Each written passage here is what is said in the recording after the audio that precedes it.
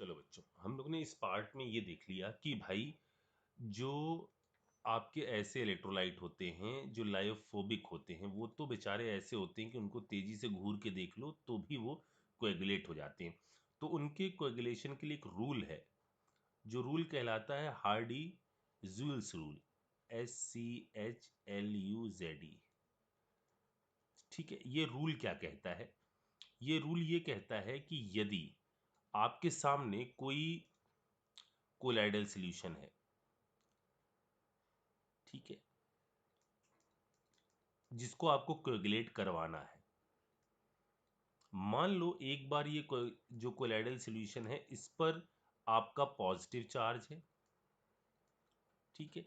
मान लो एक बार ये जो सॉल्यूशन है कोलाइडल सॉल्यूशन, इस पर निगेटिव चार्ज है। अब पॉजिटिव चार्ज या निगेटिव चार्ज का मतलब समझ में आ रहा है ना, कि इनके पार्टिकल के ऊपर पॉजिटिव चार्ज है, किनके पार्टिकल के ऊपर? कोलाइडल सॉल्यूशन के पार्ट, या इनके पार्टिकल के ऊपर निगेटिव चार्ज है। अब ये पॉजिटिव या निगेटिव चार्ज होने के कारण हो क्या रहा है, हमने जैसा बताया था कि एक दूसरे को रिपेल कर रहे हैं और कोएगुलेट नहीं हो रहे हैं। अब यदि आप इसमें अपोजिट चार्ज इलेक्ट्रोलाइट मिला दो, यानी यदि यहां पर आप ऐसी चीज मिला दो जिसके अंदर अच्छा खासा ऐसा इलेक्ट्रोलाइट मिला दो जिसके अंदर खूब सारे निगेटिव चार्ज पार्टिकल हों, तो इसको कोएगुलेट कर देगा। ऐसा इलेक्ट्रोलाइट मिला दो जिसके अंदर खूब सारे निगेटिव चार्ज पार्टिकल हो, यानी निगेटिव चार्ज का जो उसके अंदर अमाउंट हो वो ज्यादा हो, ऐसा इलेक्ट्रोलाइट मिला दो तो वो इसको इजीली कोएगुलेट कर देगा। यहां ऐसी चीज मिला दो जिस पर पॉजिटिव चार्ज का अमाउंट ज्यादा हो तो इसको कोएगुलेट कर देगा। मतलब जैसे यहां पर अगर हम पहले वाले केस में बात करें तो यहां आप मिला दो, जैसे इधर हमने कहा कि आप मिला दो PO4 माइनस, ठीक है ना, PO4-3 मिला दो, या आप मिला दो SO4-2, या आप मिला दो क्या Cl-, ठीक है। तो पॉजिटिव चार्ज इस पे, यानी आपने क्या मिलाया? आपने मिलाया Na3PO4। तो इससे कुछ नहीं होने वाला। क्या चीज न्यूट्रलाइज करेगी? यही चीज तो जाके इसको न्यूट्रलाइज करेगी। ये तो आपका डिसोशिएट होकर इधर उधर फैला रहेगा। तो सर ये क्यों जाके इस पर एड्सॉर्ब नहीं है? अब एड्सॉर्ब वो चीज हुई है जो आपका इसमें और इसमें कॉमन थी, वो एड्सॉर्ब हुई है, ठीक है। तो ये पर्टिकुलर चीज जाकर इनके पॉजिटिव चार्ज को क्या करेगा? न्यूट्रलाइज करेगा। ये भी क्या चीज करेगा? इनके पॉजिटिव चार्ज को न्यूट्रलाइज करेगा। ये भी क्या चीज करेगा? इनके पॉजिटिव चार्ज को न्यूट्रलाइज करेगा। अगर ये चीजों ने इनके पॉजिटिव चार्ज को न्यूट्रलाइज कर दिया तो ये दोनों चीज क्या होने लग जाएंगी? फिर एक साथ जुड़ने लग जाएंगी, मतलब कोएगुलेशन हो जाएगा, ठीक। तो अगर आपने Na3PO4 मिलाया हो या Na2SO4 मिलाया हो या NaCl मिलाया हो तो ये इसको कोएगुलेट कर देंगे, ठीक है। इनमें जो आप अमाउंट मिलाओगे इसके अंदर कोएगुलेशन के लिए, वो अमाउंट इसका कम होगा, इसका थोड़ा सा ज्यादा होगा, इसका बहुत ज्यादा होगा। ये अमाउंट के बारे में है, ठीक है ना। ये है अमाउंट के बारे में। अगर हम इनमें पावर के बारे में बात करते कि इनमें किसकी कोएगुलेट करने की पावर ज्यादा है, तो पावर किसकी ज्यादा होती? पावर आपकी ज्यादा होती इसकी, इसके बाद SO4-2, इसके बाद Cl-, ये पावर है, ठीक है ना। तो ये है आपकी पावर। जिसका अमाउंट ज्यादा उसकी पावर कम, जिसका पावर ज्यादा उसका अमाउंट कम, ठीक है। तो ये है कहानी, अगर आपको पॉजिटिव को कोएगुलेट करना है उसकी, ठीक है। अच्छा इसी तरह जरा सोचो, अगर आपको निगेटिव को कोएगुलेट करना, हमारे पास ये चीजें हैं, Na+ है, Mg+2 है, Al+3 है, Al+3 है, और आपको मतलब NaCl है, मतलब NaCl है, MgCl2 है, AlCl3 है, इस टाइप के आपके इलेक्ट्रोलाइट है, ठीक है, जो इसको कोएगुलेट करना चाहते हैं। तो इनके अंदर पावर किसकी ज्यादा? पावर इसकी ज्यादा। ये है पावर, पावर इसकी ज्यादा, वैल्यू इसकी कम, इसकी वैल्यू और ज्यादा, इसकी वैल्यू और ज्यादा। यानी कोएगुलेट करने के लिए इसका जो अमाउंट मिलाया जाएगा वो ज्यादा मिलाया जाएगा, इसका जो अमाउंट मिलाया जाएगा वो कम मिलाया जाएगा। तो ये है अमाउंट और पावर का खेल। अमाउंट के लिए टर्म और डिफाइन किया गया जिसको कहा जाता है कोएगुलेशन वैल्यू। एक और टर्म डिफाइन किया गया जिसको कहा जाता है कोएगुलेशन वैल्यू।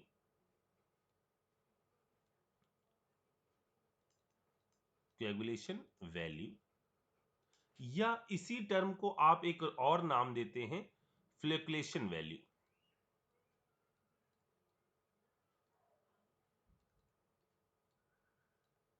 ठीक है, ये कैसे डिफाइंड होता है? ये ऐसे डिफाइंड होता है कि यदि आपके सामने, आपको यदि ऐसा करना है कि 1 लीटर आपको कोलाइडल सॉल्यूशन दिया गया है, ठीक है, 1 लीटर कोलाइडल सॉल्यूशन को कोएगुलेट करवाने के लिए जो भी इलेक्ट्रोलाइट आप इसके अंदर मिला रहे हो उसका अमाउंट मिलीमोल के अंदर उस पर्टिकुलर इलेक्ट्रोलाइट की क्या कहलाता है? कोएगुलेशन वैल्यू कहलाता है। 1 लीटर कोलाइडल सॉल्यूशन को कोएगुलेट करने के लिए जो भी अमाउंट आप इलेक्ट्रोलाइट का मिलाते हो इन मिलीमोल्स, वो उस पर्टिकुलर इलेक्ट्रोलाइट की क्या कहलाता है? कोएगुलेशन वैल्यू कहलाता है। कहीं पर भी कोएगुलेशन वैल्यू निकालने का ये तरीका होता है। ठीक है, या कोएगुलेशन वैल्यू का आप फॉर्मूला लिख लें, नंबर ऑफ मिलीमोल जो आप ऐड कर रहे हो of electrolyte upon volume of solution.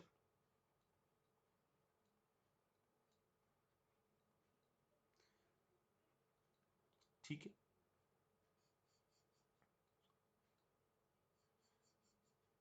यानी 1 लीटर 1000 ml सॉल्यूशन को कोएगुलेट करने के लिए जो आपने अमाउंट मिलीमोल में मिलाया है वो पर्टिकुलर चीज आपका उस पर्टिकुलर इलेक्ट्रोलाइट की क्या कहलाती है? कोएगुलेशन वैल्यू कहलाती है। ठीक है, इस चीज के बारे में और बोलने से पहले मैं बताऊं किस टाइप का सवाल आता है, या इस पूरी चीज को पहले मैं एक बार बोल दूं। ये होता क्या है कि फिर से हम कैलकुलेशन वैल्यू को फिर से बोल रहे हैं कि the minimum concentration of electrolyte in millimole per litre required to calculate a colloidal solution in 2 hour. एक टाइम का भी टर्म होता है, लेकिन टाइम का टर्म प्रॉब्लम सॉल्व करने के लिए कभी भी रिक्वायर्ड नहीं होता, क्योंकि यहाँ काइनेटिक्स नहीं देख रहे हैं। इन्होंने जनरल एक बोल दिया 2 आवर, लेकिन उसका कोई यूज नहीं होता है प्रॉब्लम में, उससे कभी आप परेशान मत होइएगा। ठीक है, अच्छा चलो एक आध क्वेश्चन करते हैं तो आपको और फील आ जाएगी। जैसे देखो, for the coagulation of 50 ml ferric hydroxide sol, 50 ml ferric hydroxide colloidal solution लिया गया है। इसके ऊपर कौन सा चार्ज होता है? फेरिक हाइड्रोक्साइड के ऊपर हमको पता है कि इसके ऊपर पॉजिटिव चार्ज होता है। ठीक है, Fe+3 आकर जुड़ जाता है, कुछ नहीं पता है तो +3 आकर जुड़ जाता है, पॉजिटिव चार्ज कोलाइडल सोल होता है। 10 ml ऑफ 0.5 KCl रिक्वायर्ड। ठीक है, तो कितने मिलीमोल रिक्वायर्ड हुए? दोनों को मल्टीप्लाई कर लो, कितने मिलीमोल रिक्वायर्ड हुए, क्योंकि हमको किस टर्म में बताना है? मिलीमोल के टर्म में बताना है। डिफाइन कैसे हुई है coagulation value? In terms of millimole. तो कितने मिलीमोल है? ये 5 मिलीमोल है। 5 मिलीमोल कितने ml सॉल्यूशन को कोएगुलेट कर रहा है? 50 ml को। कोएगुलेशन वैल्यू क्या है? मिलीमोल पर लीटर, यानी 1 लीटर को कोएगुलेट कराना है तो 5 मिलीमोल से आपका 50 ml सॉल्यूशन को कोएगुलेट किया जा रहा है। ठीक है, 50 ml सॉल्यूशन को कोएगुलेट करने के लिए 5 मिलीमोल की रिक्वायरमेंट है, तो एक को कोएगुलेट करने के लिए कितने की रिक्वायरमेंट होगी? 1 ml को, इतने की, तो फिर 1000 को। ठीक है, कितना आ जाएगा? यहां आ जाएगी वैल्यू, 5 से 5 उड़ा दिया, यानी ये आ गया 100 मिलीमोल। ठीक है, ये आ गया कोएगुलेशन वैल्यू, आसान। ठीक है, और जरा देख लो फटाफट इसके सवालों को। इनके सवाल, पहला वाला दूसरा वाला आप आराम से कर लोगे, इसको मुझे बताओ जल्दी से क्या आ रहा है। तीसरा वाला जरा देखते हैं। When 10 ml 10 to the power 4 CaCl2 solution is added to 90 ml of antimony sulfide antimony sulphide के अंदर कौन सा चार्ज होगा? निगेटिवली चार्ज सोल्यूशन होगा। इन 2 आवर, देखो 2 घंटे वाला टर्म, लेकिन इससे डरना नहीं है। Solution become milky due to precipitation which is effective coagulating ion in this reaction. अब देखो इन दोनों में पूछा जा रहा है कौन सा कोएगुलेट करवाएगा। इस पर निगेटिव चार्ज है तो क्या चीज कोएगुलेट कराएगी? क्या Cl कोएगुलेट करवाएगा? नहीं। क्या कोएगुलेट करवाएगा? कैल्शियम कोएगुलेट करवाएगा उसको, उसके चार्ज को न्यूट्रलाइज कैल्शियम करेगा। मतलब ना आंसर ये सही होगा ना आंसर ये सही होगा। आंसर या तो ये सही होगा या ये सही होगा। जरा आप जरा सोचो और मुझे बताओ कि क्या चीज आएगी। फिर इसको करो, इस वाले को, फिर इसको करो। ठीक है, इनको करो जल्दी से और मुझे बताओ इनके आंसर क्या आ रहे हैं। ठीक, इसके बाद हम एक छोटा सा टर्म और यहां बता दें। ये है आपका प्रोटेक्शन ऑफ कोलाइडल सॉल्यूशन।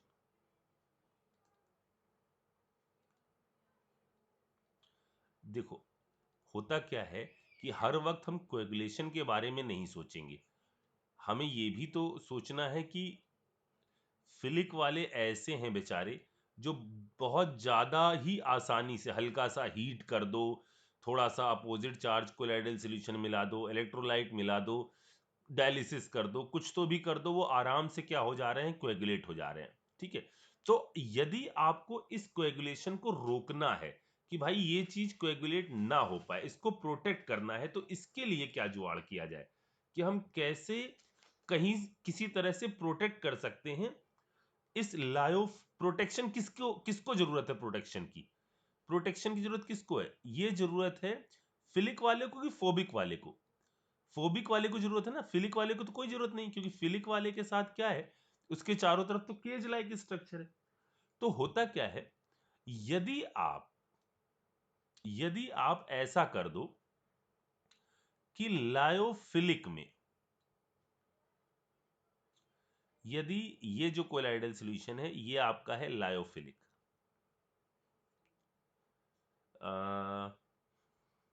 ठीक है, ये है लायोफिलिक,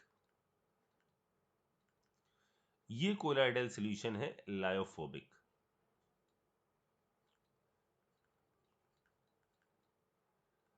ठीक है, लायोफोबिक।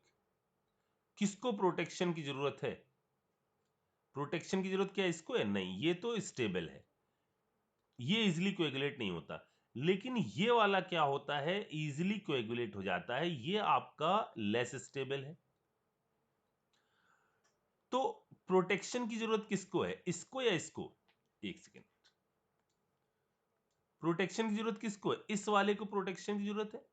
तो होता क्या है बच्चों, यदि आप लायोफोबिक में ऐड कर दो लायोफिलिक, तो ये फोबिक वाला जो है ना ये प्रोटेक्ट हो जाता है। यदि लायोफिलिक वाले को ऐड कर दीजिए, आप इसको ऐड कर दो फोबिक वाले के अंदर, तो ये फोबिक वाला जो है वो स्टेबल हो जाता। होता क्या है कि फिलिक वाले के अंदर ये होते हैं ऐसी सिचुएशन में, ये कोलाइडल पार्टिकल है, इसकी तरफ इसके चारों ओर क्या चीज बनी हुई होती है? केज बनी होती है, ऐसा रहता है ये। ठीक है, अगर आप इसको इसके अंदर मिला दो तो होता क्या है कि ये है फोबिक का पार्टिकल, मान लेते हैं ऐसे बड़ा सा, ये वाला अब एड्सॉर्प्शन तो होगा ही होगा, सेलेक्टिव एड्सॉर्प्शन नहीं, वॉन्डर वॉल फोर्सेस तो लग सकते हैं। तो यहां होता क्या है, ये वाला ब्लैक वाला जो जाता है वो इसके चारों तरफ सराउंड हो जाता है।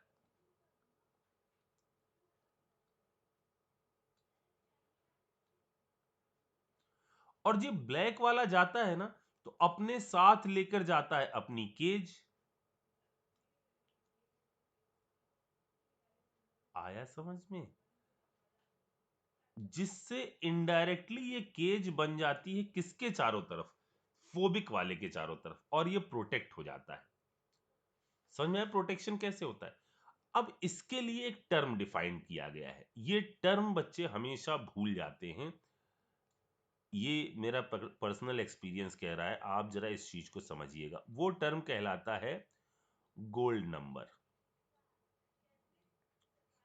जरा सुनिए ये टर्म कैसे डिफाइन किया गया है। ठीक है, देखो बच्चों, यदि आप 10 ml, यदि आप 10 ml गोल्ड का कोलाइडल सॉल्यूशन लीजिए, यदि आप 10 ml गोल्ड का कोलाइडल सॉल्यूशन लीजिए, गोल्ड के कोलाइडल सॉल्यूशन पर कैसा चार्ज होता है? Negative charge. यदि 10 ml गोल्ड का कोलाइडल सॉल्यूशन लिया जाए तो यदि हम उसके अंदर 1 ml 10% NaCl मिला दें,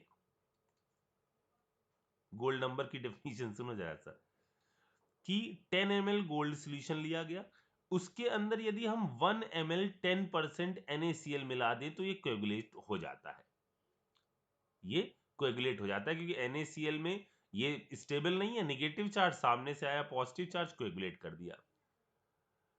गोल्ड नंबर क्या होता है जरा सुनिए, 10 ml गोल्ड को 1 ml 10% NaCl के द्वारा कोएगुलेट कर दिया जाता है।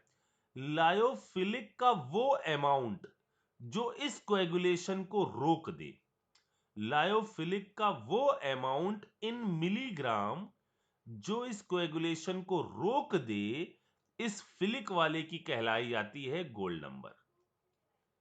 लायोफिलिक का वो अमाउंट जो इसको, इस कोएगुलेशन को रोक दे, वो कहलाता है कि ये इस फिलिक वाले की क्या है? Gold number. ठीक है, अब जिसकी भी गोल्ड नंबर ज्यादा है, सबसे ज्यादा गोल्ड नंबर किसकी होती है? सबसे ज्यादा मैक्सिमम गोल्ड नंबर जो होती है वो होती है आपकी स्टार्च की। स्टार्च की गोल्ड नंबर है मैक्सिमम, और मिनिमम गोल्ड नंबर होती है जिलेटिन की।